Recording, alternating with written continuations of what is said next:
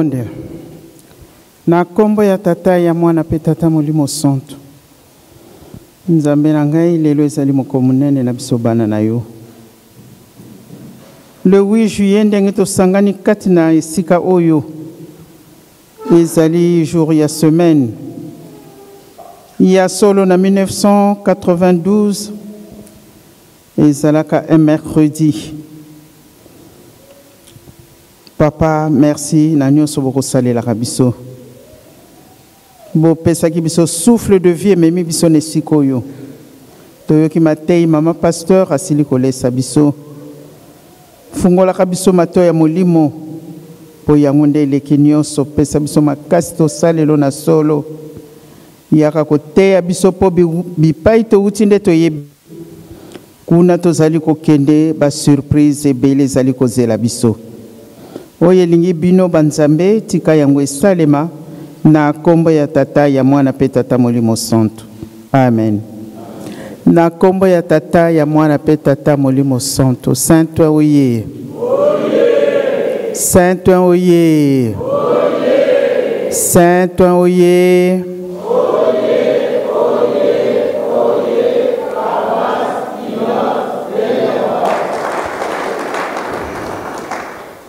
Le 8 juillet, oye. Bana mapamboli, oye. Ya solo batata na ba maman, malobe ezali mingi te, po tango na biso pe komi musika. Lelo ezali le 8 juillet, ndenge biso banso, toye nesika oyo. Ya solo papa Diangenda Kuntima biso banso oyo toyebaka ye à l'époque tozalaki ba élève na ye na classe oyo yatangisaka biso tango na ye kokaki ayebisi pe biso ete na tango ekoya soki tozali susu na mokili te pamba te bolesi biso bolati biso bosali nyonso oyo bozalaki na yango posa. Pe alobi ete ye asilisi pamba te aza kozwa diplôme na ye. Et toyebi histoire azwaka diplôme na ye le 30 juin 1990. Ya solo diplôme yango toki yango boye te pamba te ezalaki diplôme ya molimo. Yendenga zalaki kolobela yango ete ayaki vivant kozonga vivant parce que azalaki sûr na musala na ye ndenge ya kokaki yango ndenge tata na ye atindelaki ye. Toza na biso na bana na biso mingi ba passé ba brevet bac soko otuni mwana est-ce que tu es sûr de réussir? Je ne suis pas sûr, maman ou mamie, parce que. Moussousou na tourné à l'objet, oui, maman, je suis sûr de moi. Il va avoir mon diplôme. Azui. Il y a solo ndenge tozaliawa, bisognon, nous avons été dans cette même classe. Le papa Diangenda Kuntima. Mais est-ce que nous allons tous avoir nos brevets et diplômes? Mutuna mutaye besikaye a telemeli nandenge ya saleli. Bako tera biso tangu nyoso, bako tangela biso na mibeko. Papa mfuma longo alobi tangu na kokende batu bako tuna bino, mais papa tangu alingaki akufatike bino nini? Et comme on a vu la récitation, bolingo mibeko pe misala. Alobi biloko misatoana bo négligé yango te. Bolingo pe mama yango te libiso pewa. Lingande konayo. Toyebi l'histoire, il y a les deux voleurs. Tango ba crucifié Jésus. Ba voleur mi balewana. Moko yoki mawa. Alobi me ye kuto sale lo côté pourquoi mériter yango mais lokola moto azalaka ne na orgueil ya oyo mususu toyebi histoire. Lelo yango nde ezali koboma biso. L'orgueil, le mensonge, la haine, yango ezali nde ko bebisa milimo na biso. Papa mfuma longo jangenda kuntima ateya kibiso ebele. Mais likambo ne liboso azaki ko insister ya bolingo. Est-ce que biso tozalaka na bolingo? Alobi toluka liboso bokonzi bwa likolo. Est-ce que tokolukaka yango? Bokonzi bwa likolo tolukaka yango te parce que esaleli na biso nde kozalaka malamu te.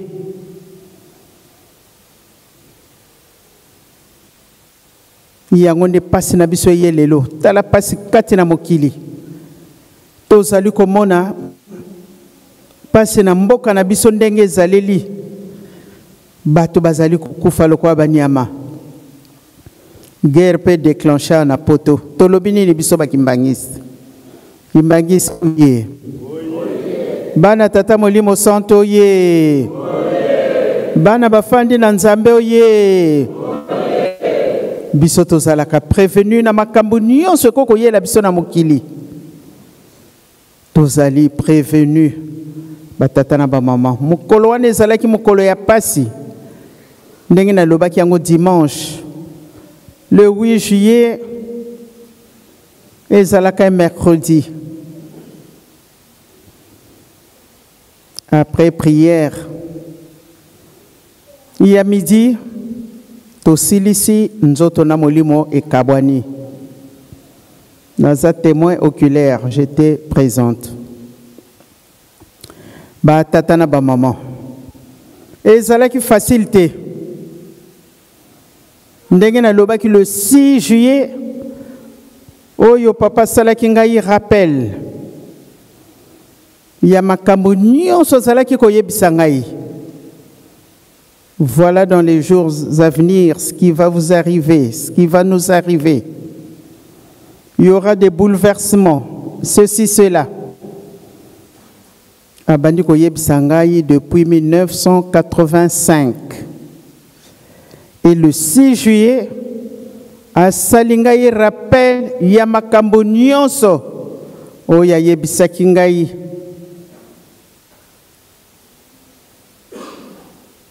Nde ayebisi pendenge kozongela na Kinshasa.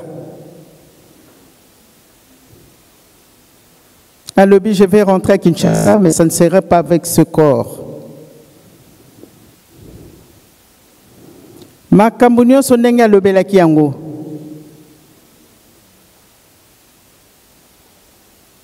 Ndenge pe tozongisaki na mboka. Kimbangisme oye. Ya solo batata na ba maman. Nyonso oyo ekomelaka ngai na kokamwa keloko te. To nyonso eza koleka na mokili na kamwa keloko te. Na loba bon? Non. Parce que j'ai été prévenu.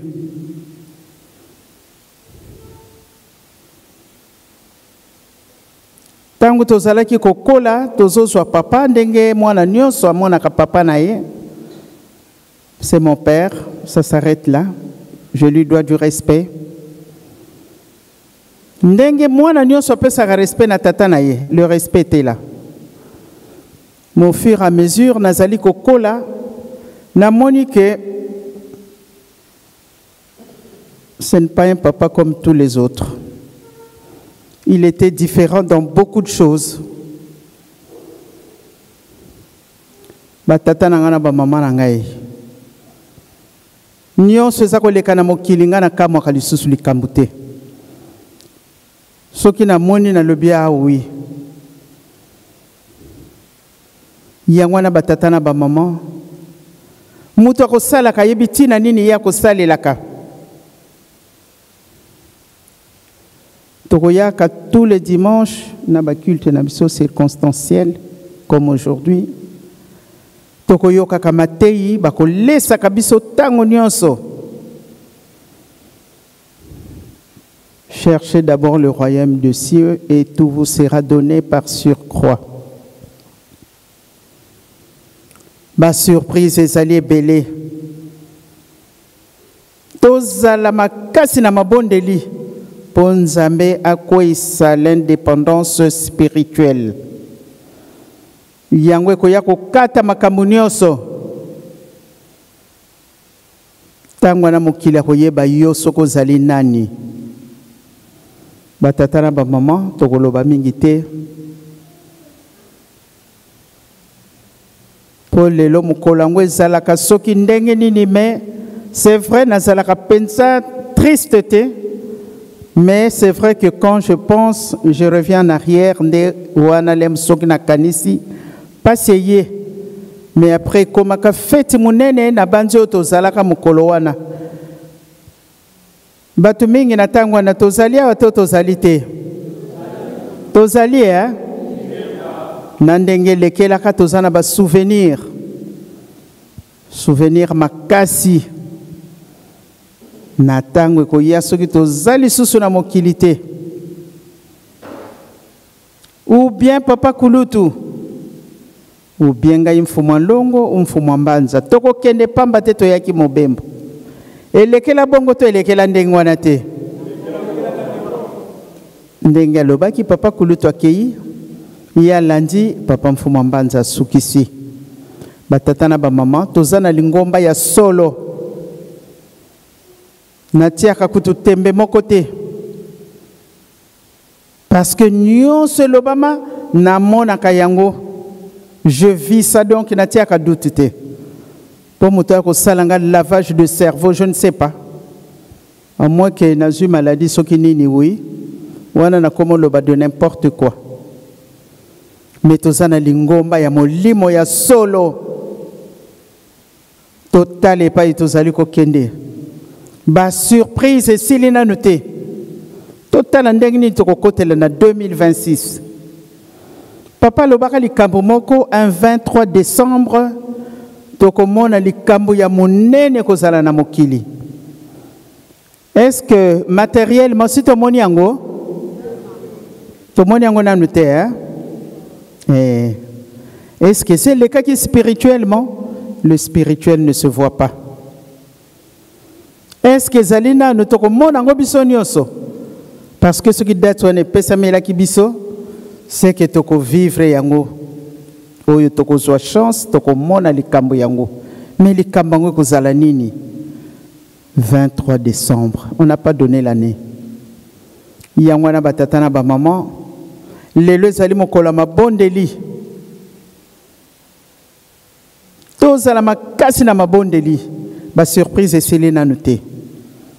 Oyo batei biso to bomba pe to salela po mokola suka to zwa ko biksama na kombo ya tata ya mwana pe tata molimo santo. Amen.